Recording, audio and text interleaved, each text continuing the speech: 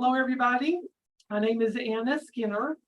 For those of you who have not met me yet, I'm a big Gilligan's Island fan, and today is the big Gilligan's Island Day. Today is the 58th anniversary of the premiere of Gilligan's Island, September 26, 1964. And anyway, we have a special guest today, Hope Juber. Hope Juber, and she is kind enough to join us today. And you guys may know her as the daughter of Sherwood Schwartz, who of course is the creator of Gilligan's Island. And I love Juber. I hope I love the background you have. It's like we're right there on the set of Gilligan's Island. It's so cool. I wore my tropical dress too.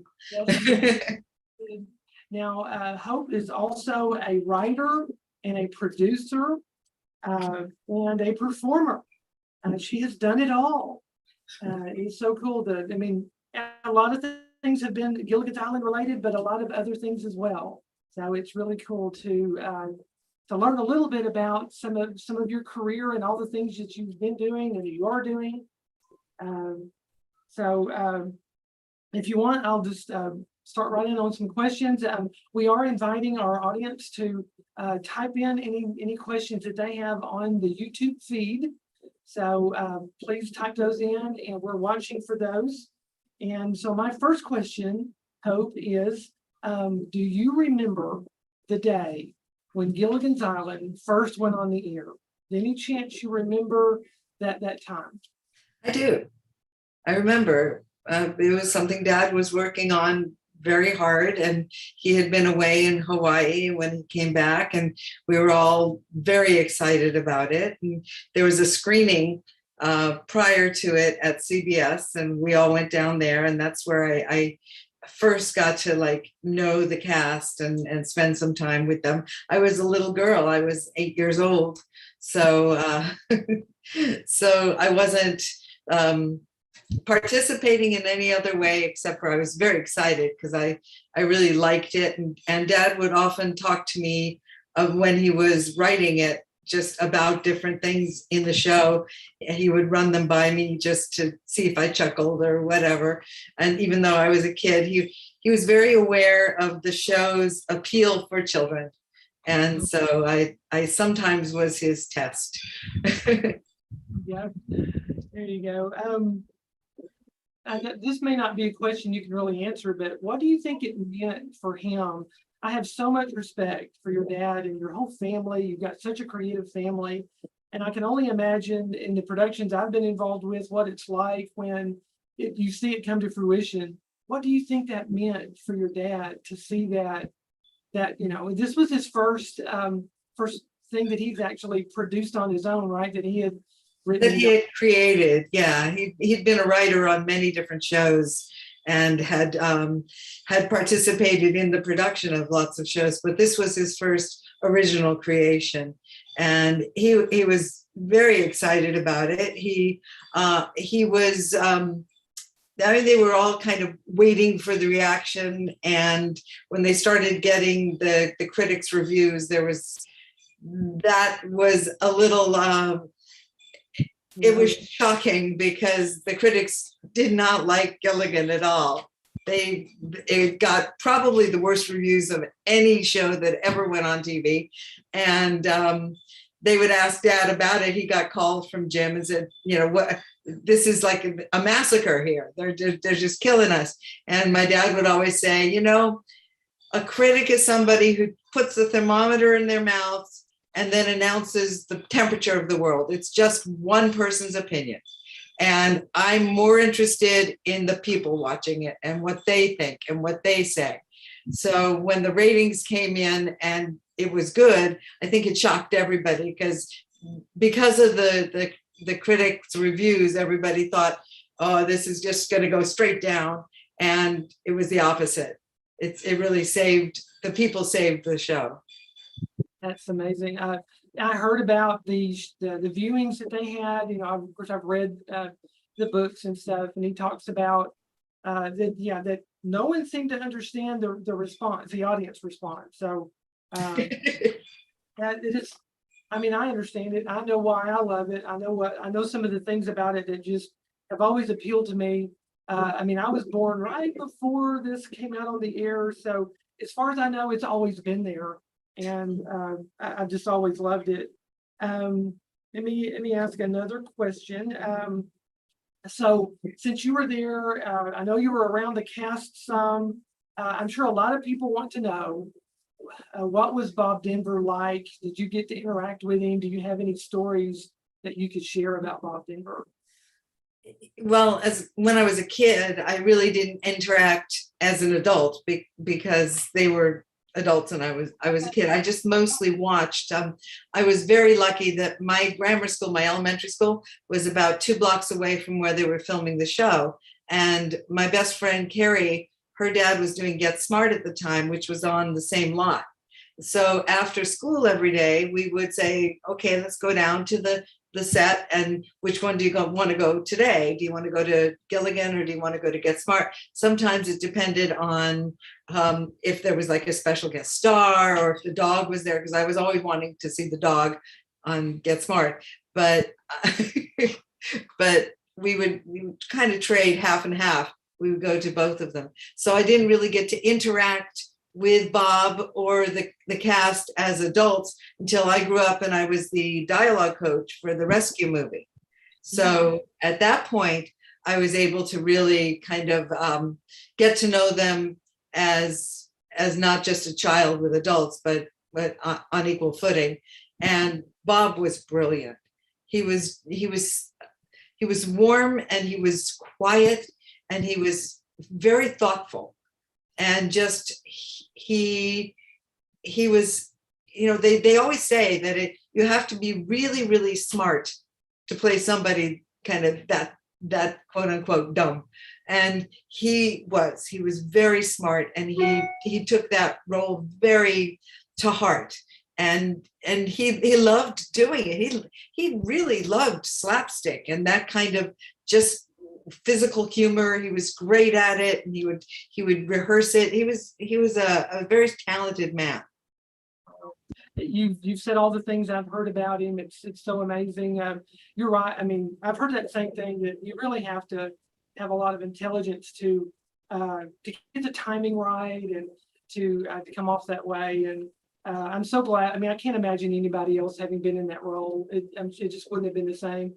Just like He also had a way of thinking of Gilligan as a child. Not so much intelligence, but just the wonder of a child, just how they perceive things. And I think that his experience as a teacher really came into play there, because he took that attitude. So you weren't going, oh God, guy is so stupid. He was just childlike. He was like innocent. Yeah, that's great. To me, the cast was the biggest part of what made that work. Obviously, the writing and the concept and all that created the environment for those people to interact and for us to get to enjoy their performances. Just really amazing.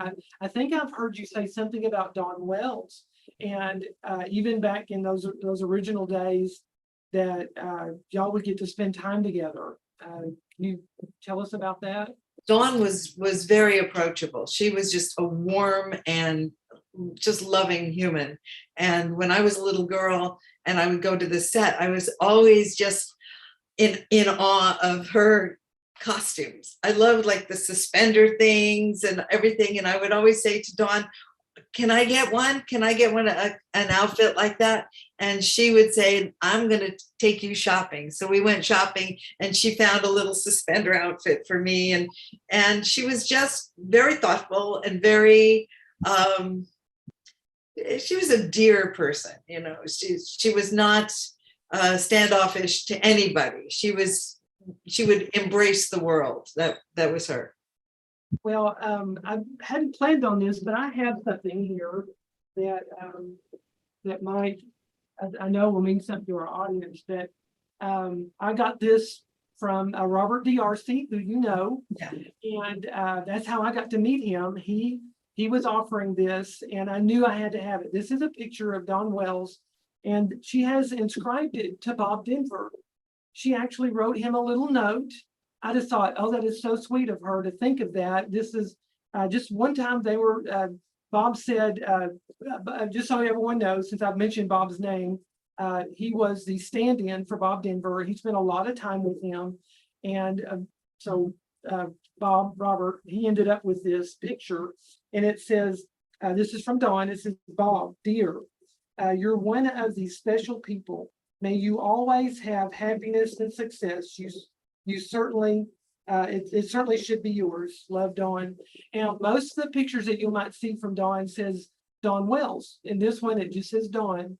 So Hope, it kind of goes along with what you're saying. She just had a really dear spirit, a really cute, a very precious heart. And I just thought it was so neat that she would take the time to write something from herself to one of the other cast members. And anyway, I think it really demonstrated her heart. Yes, she had a very, very warm heart, and she and I continued to be friends for until she died. Really, we used to go to lunch once a month and just spend time together. And she was. I felt very close to her, and I think everybody really felt it. You know, you could just tell how people felt it when she passed. It was, yeah. I wrote something. I want to share something. Maybe this will be seeable, maybe not. No, I guess not. Oh, Filter on. Yeah. No. Yeah. Okay. You probably have to turn off the filter on your screen for a minute. Wow. To see Oh, there you go. There you go. This is the original treatment that my father wrote when he went to sell the show. Wow. And he drew this little picture of an island. You can see it now, right? I can, yeah. That's cool. You can see a little picture of the island. And this was his original treatment that he brought into the meetings when he was trying to sell the show. Oh, wow. Because I saw that movie, Surviving Gilligan's Island, which it was made for TV, and Dawn was one of the hosts, and so was Russell Johnson, and Bob was there.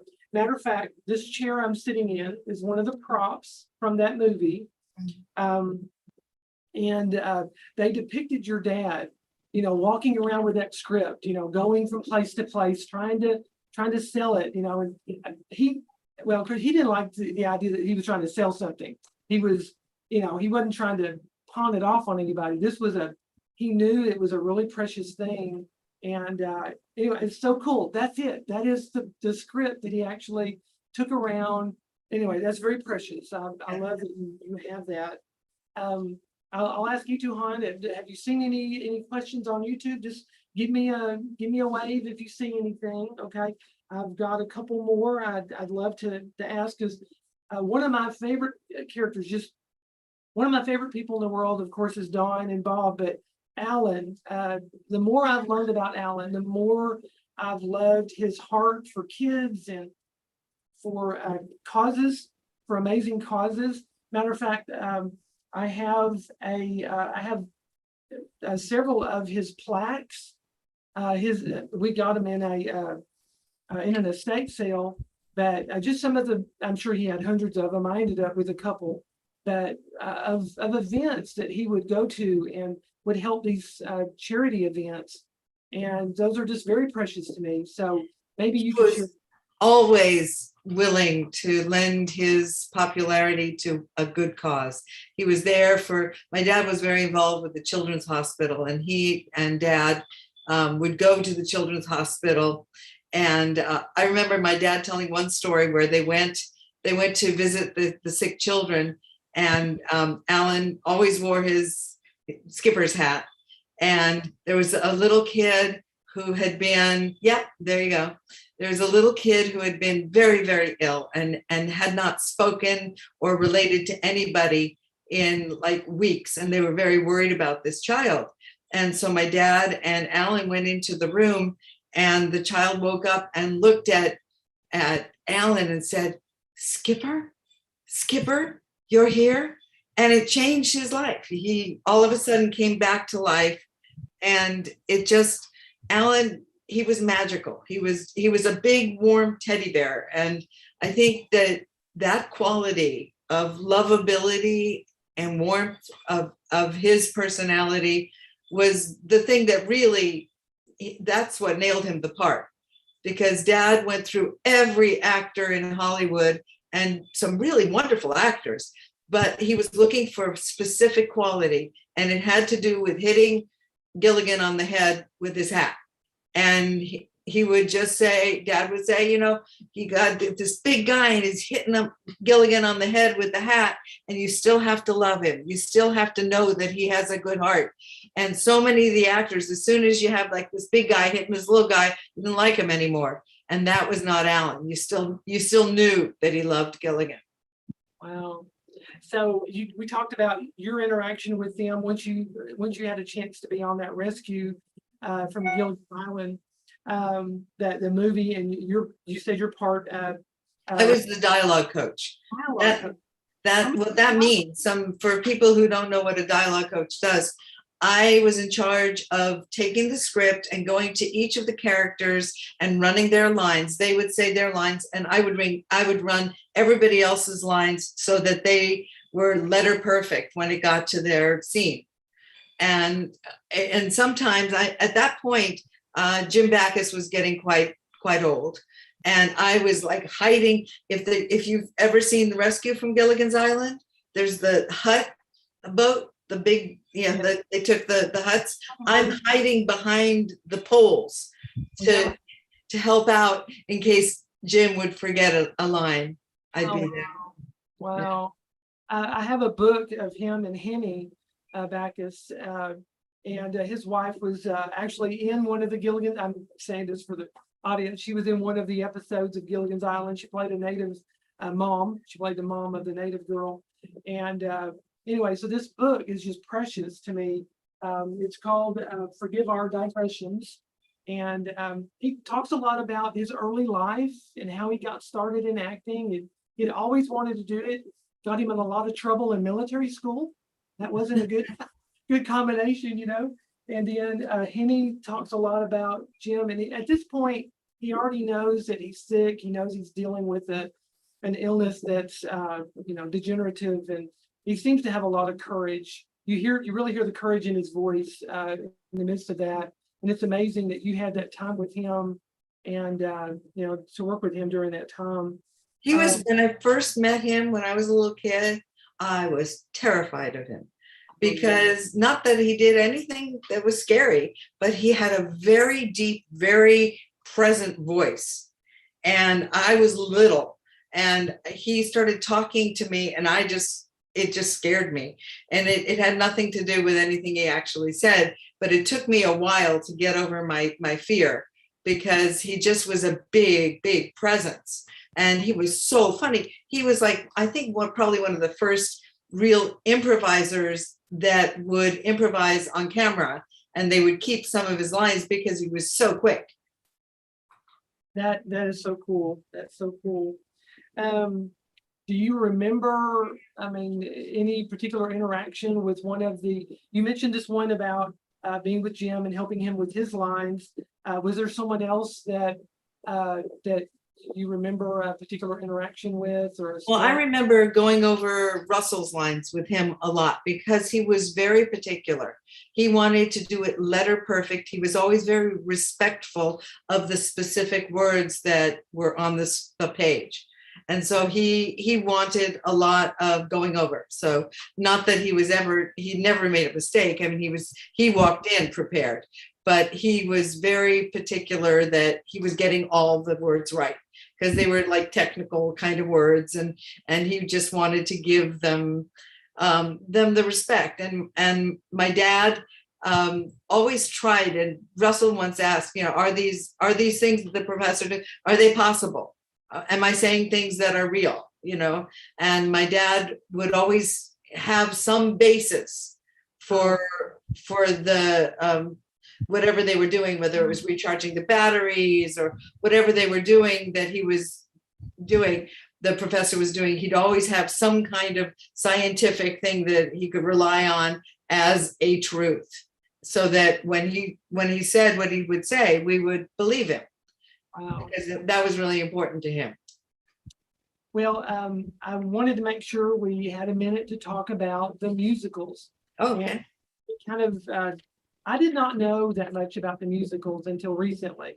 It was several months ago when I first found out that, just for everyone's knowledge, Sherwood Schwartz and his son Louis, your brother, developed a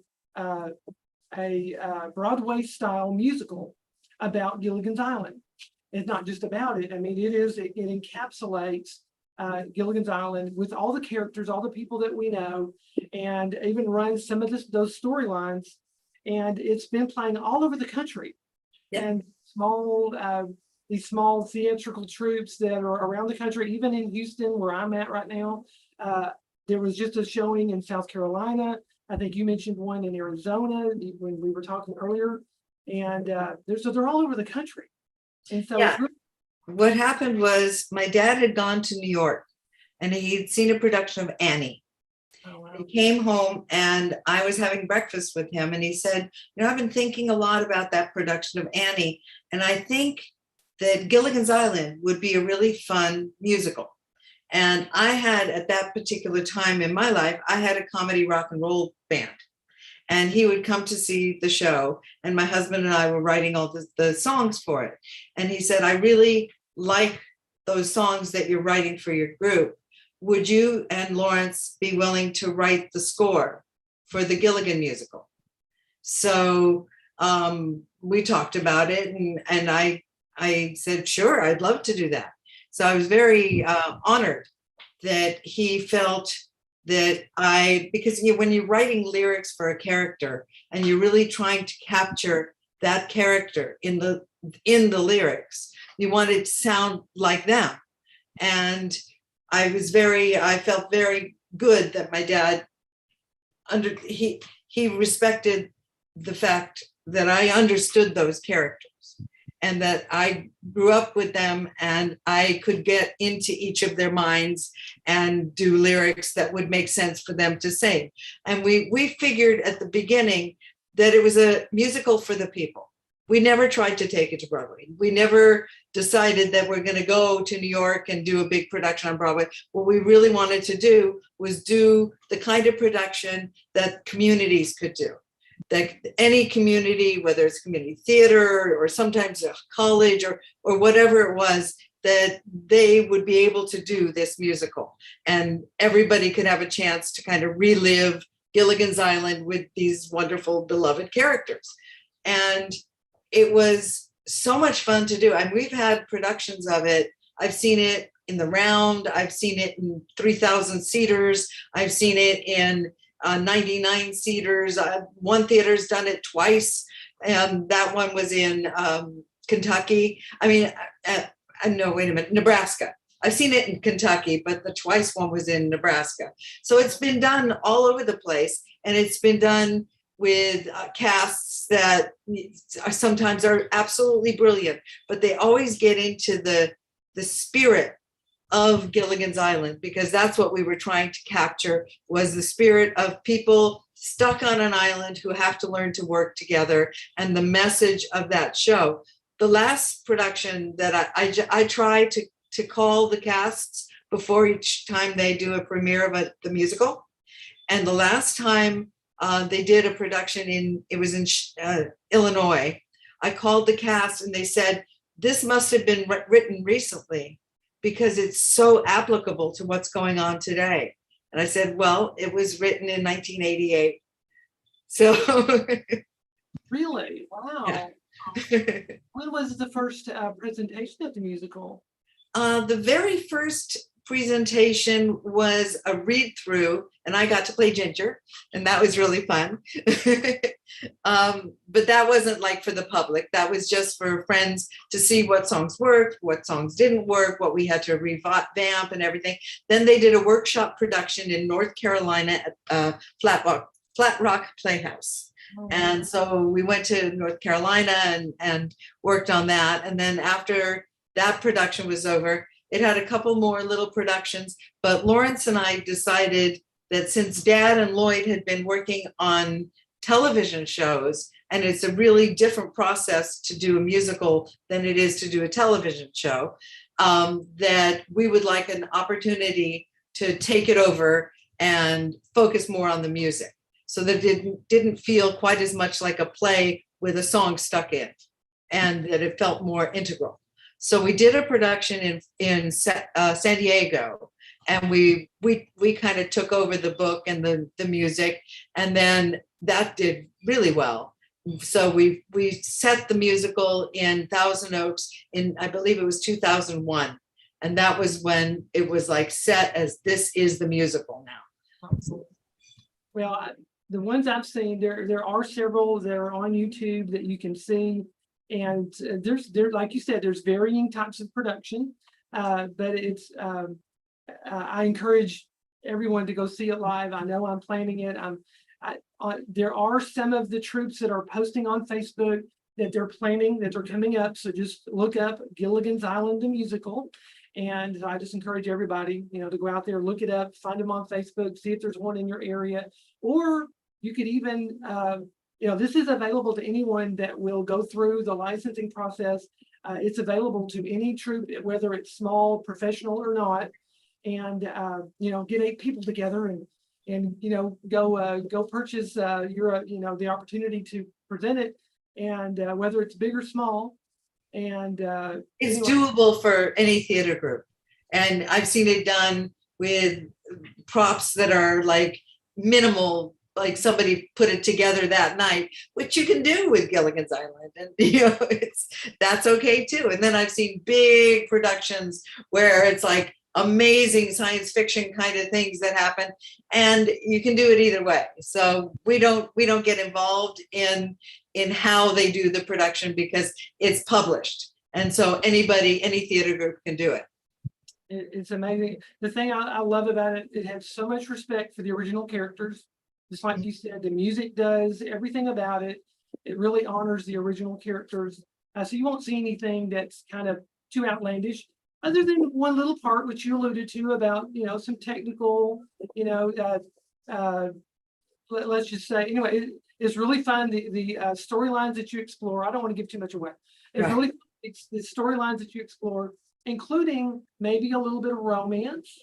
I think everybody's always kind of curious. Would like to see maybe some progression of some romantic relationships on Gilligan's Island. You might, and you could all guess who with who.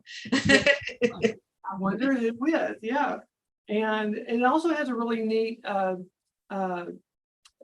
moral to it too, which has always been about Gilligan's Island. It's always been about people that are not necessarily alike, or that are kind of forced into this place together, onto this island, and they have to get along.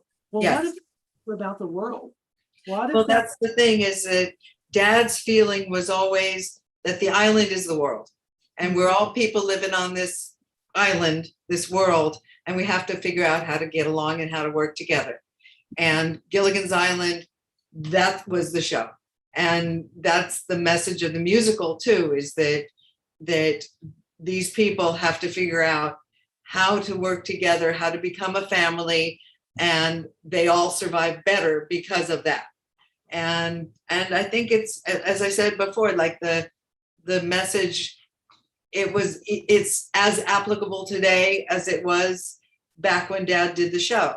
There was such turmoil going on in the world when Dad did his shows, and his shows were just a respite from that. People could escape and go somewhere where the whole idea was to work together and figure out a way to love each other.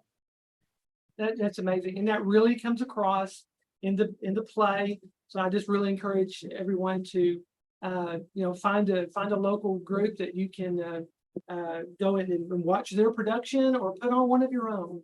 It's been so tempting. I have 8 friends, and we've all decided which of us is Skipper, which of us is Gilligan, who Ginger might be. I always loved playing Ginger. It's like, I got the red hair. So we've all had that conversation. I'm like, they probably don't know that they're going to be in a production of this one day. So But Hope, it has been great talking with you. Thank you so much. You're very generous with your time and with your stories. And I think it's a great way to celebrate the anniversary of Gilligan's Island and when it first came out and when we all got to know a little bit more about Sherwood and your family and about these cast members. And anyway, thank you again so much. I really appreciate it. You're welcome. It was a pleasure. I'm so glad that Gilligan is still bringing so much joy to the world. I think he always will. Yeah. All right. Thank you. Okay. Bye. Bye.